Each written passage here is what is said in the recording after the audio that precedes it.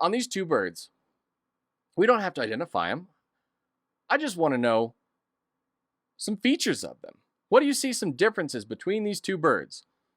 I see a similarity in that both have a white stripe down the middle of their forehead, or in the middle of their crown, okay? Runs from the front of their head down the crown, and then they have two black stripes next to that white stripe that's down the middle of the crown. And then the similarities kind of stop, okay? Look at the bills, very different colors. Look at the throats, different colors. Look at the little area between the eye and the bill. That's called the lore. And if you read the front of your field guide, you would know that's called the lore, okay? And the lores on these birds are different colored. The one on the right is white. The one on the left is yellow, okay? So these are two sparrows. And they're superficially similar looking in size and maybe a little bit in behavior, and in migration, they'll share the same habitat, okay? But if you slow down and take in all the information you can get when you see these birds, instead of immediately going to your field guide, those little bits of information that come from patience and careful observation, right? You can absorb those. So the yellow lores, the darker bill, and the white throat, if you go into your sparrows, would lead you to white-throated sparrow. Whereas the bird on the right is a white crown sparrow, and that pink bill and the lack of yellow in the lores, and then the extensive striping that comes all the way down, the white supercilium, and then the black eye line there, that helps also in that identification, okay? But if you just looked at them quickly, you might say, well, they both look like white crown sparrows because they both have that white line and then black lines next to it. And not all birds will have that bright yellow in the lores. It'll sometimes be faded. So take the time, observe as many features as you can, okay? Don't jump to conclusions when you see a bird, all right? Here's two birds that a lot of folks see frequently. They both visit feeders, and yet they get confused a lot, okay? And just some careful observation and experience. Sometimes you have to see a bird a lot. You want to see it over and over and over again, and that will help you learn it, okay? You can see these two birds, superficially, they're both black and white with a red dot on the back of their head. But then when you look closer, you can see, oh, look at the size of the bill between those two. And the photos, they are two size, okay? So this is showing you also the difference in size. So behavior is the same. Field markings look superficially, they're pretty much the same, okay? There's some small differences maybe, but we can also then see the size and shape of that bill. That's very different, okay? So the left bird is the downy woodpecker. The right bird is the hairy woodpecker. Now there's another field mark that some field guides highlight, others don't. That's very helpful in separating these two. And it's when they're on a tree and their tail is spread apart. Sometimes even when it's not, you can see this. And it's the amount of black in the outer tail feathers. Downy woodpeckers can show anywhere from just barely any black in the outer tail feathers to quite a bit. Whereas the hairy woodpecker, which is the tail on the right, shows no black in the outer tail feathers, okay? The tail feathers labeled R5 and R4, sometimes they'll show little black in downies, which are the left two tails, to a lot of black in downies, which is the bottom left tail, and then hairies show none, okay? So there's little tips and tricks like this that if you read your field guide and absorb it, you'll know these and you'll be able to apply them, okay? And we have a post on hairies versus downy woodpeckers, and I'll throw that in the comments. Actually, I'll do that right now. I'm gonna throw it in the comments so that if you're wanting to learn more about hairies versus downies, other little tips you can use, and seeing more examples, it is going to go in the comment section right now. Okay. All right. Back to this. All right. Here's two birds that can give a lot of people some trouble.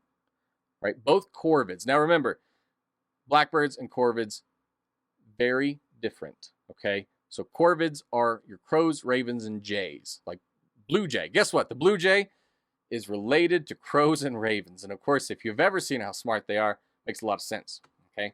So corvids, like the crow and raven, they can be tough to tell apart when they look like this.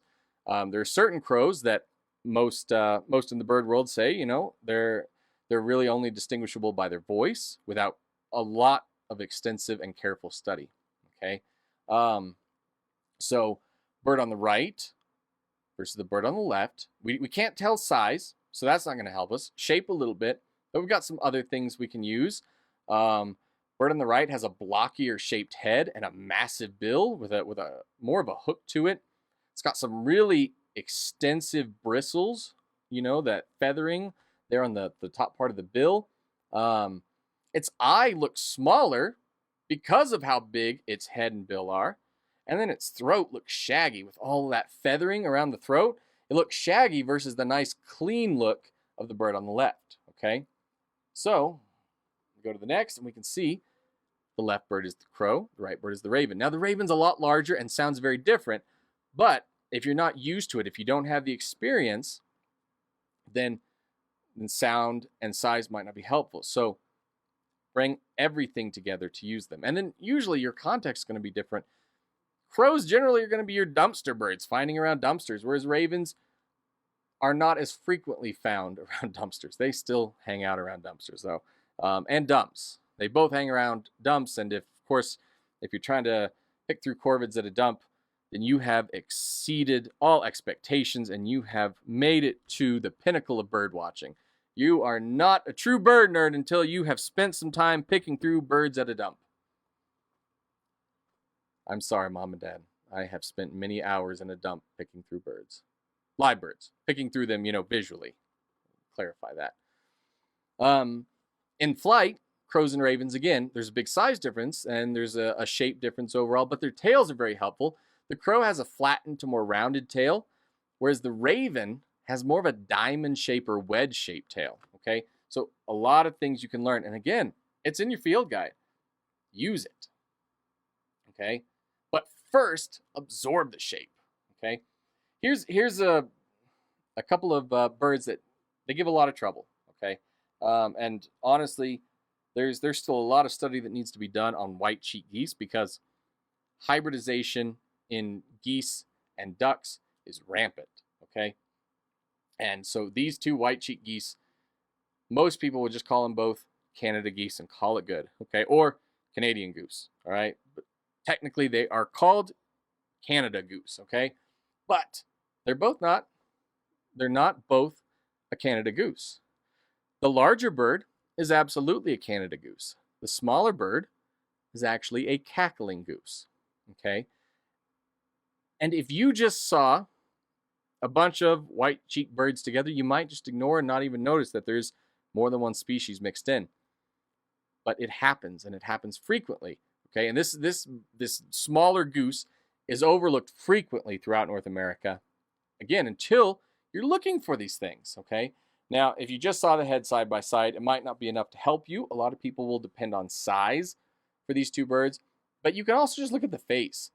Cackling geese have a cute, stubby face with a nice, short, stubby bill, and then there's some other proportions that are helpful in identifying them as well, versus the much larger white-faced Canada gooses, which they have a variety of sizes, and there are complications when you get into the deep parts of bird watching. But for now, those are two very obvious birds. And then when you see the subspecies of Canada goose that are larger, for instance, the Moffats versus the more basic cackling goose, which is the Richardsons, it's half the size or less of a Canada goose. It's like a mallard-sized Canada goose-looking bird, right? It's a Canada goose-looking bird that's the size of a mallard.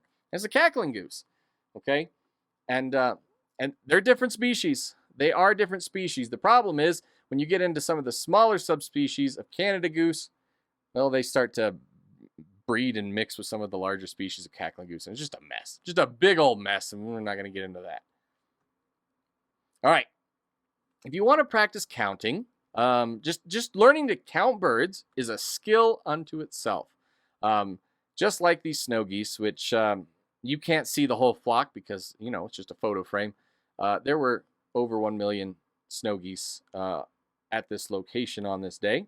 If you want to practice counting, there's a nice little website there, and it teaches you how to count because we don't have time to go into it today.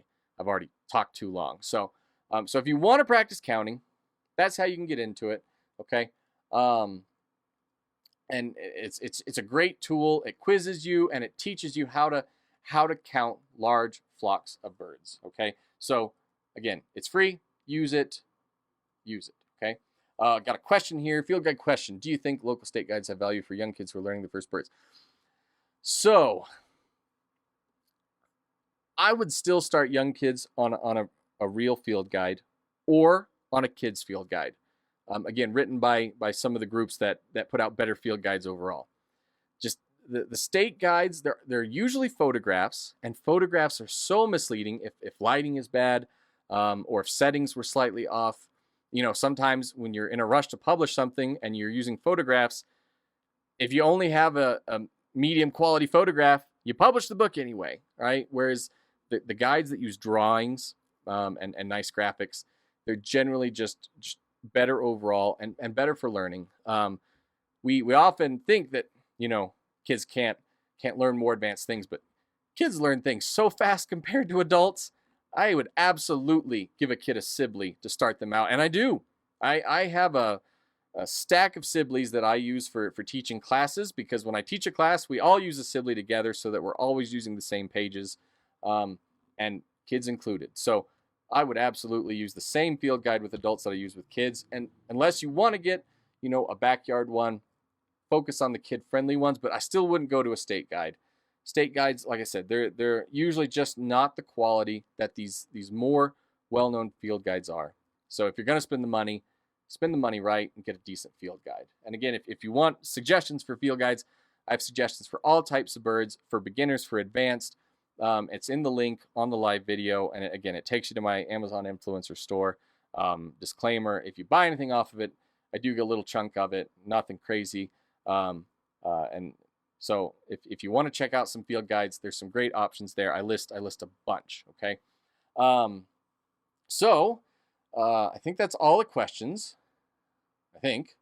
If you have any others, throw them into the comment section really quickly, because we're going to wrap up. And I'm going to get off Facebook Live because it's been an hour. My lips are chapped. My nose is dry. And the birds, they are a calling. So if you have questions, make sure, get them in the comment section. If you're watching this and it's not live, still throw them in the comment section. I will go back and I will answer any questions that come up after we are off live air. So if you have questions, get them over in the comment section now or whenever, and I will make sure to get them answered. Okay. So last chance for questions. I'm right here. I'm going to look at the camera intensely. Okay. And I'm going to answer questions. All right. So here's our chance. Connect with me. We're answering questions. Do you have questions? If you got questions, throw them in. Otherwise, I'm going to end this. Make sure, if you know people who are interested in bird ID, they can go back and watch this video.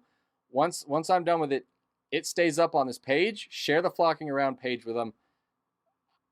Everything I do is just about helping people who are new to bird watching. That's all I want. I just want to get people who are interested to have fun, not take it too seriously, have fun, enjoy themselves, and learn something, get outside, be healthy, you know, et cetera, et cetera, et cetera.